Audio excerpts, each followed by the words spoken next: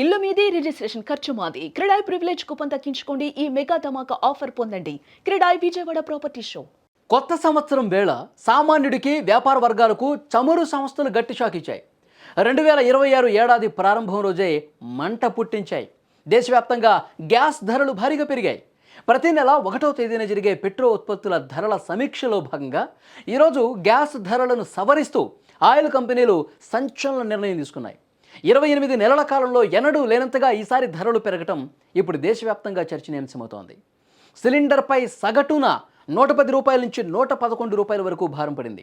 అయితే ఈ పెంపుదల కేవలం వాణిజ్య అవసరాలకు వినియోగించే 19 కేజీల సిలిండర్లకే పరిమితం కావటం కొంత ఊరటనిచ్చే అంశం. అక్టోబర్ 2023 తర్వాత ఇంత భారీ స్థాయిలో పెరుగుదల కనిపించడం ఇదే ఫస్ట్ టైం. దేశంలో 4 మెట్రో నగరాల పరిస్థితి చూస్తే 3 నగరాల్లో ఏకంగా 111 రూపాయలు పెరగ్గా ఒక నగరంలో 110 రూపాయలు పెరిగింది. ఇండియన్ ఆయిల్ కార్పొరేషన్ గణాంకాల ప్రకారం నవంబర్ 2023 తర్వాత 100 రూపాయల కంటే ఎక్కువ ధర పెరగటం మళ్ళీ మనం ఇప్పుడే చూస్తున్నాం. అయితే వ్యాపార సిలిండర్ ధరలు ఆకాశాన్ని తాకుతుంటే మరి సామాన్యుడి వంటింటి పరిస్థితి ఏంటి? ఇక్కడే చమురు సంస్థలు ఒక కీలకమైనటువంటి నిర్ణయం తీసుకున్నాయి. గృహ వినియోగ గ్యాస్ సిలిండర్ ధరల్లో ఎలాంటి మార్పు చేయలేదు.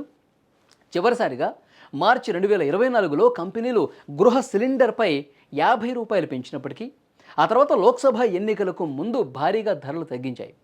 ఆ తగ్గించిన ధరలే ప్రస్తుతం కొనసాగుతున్నాయి.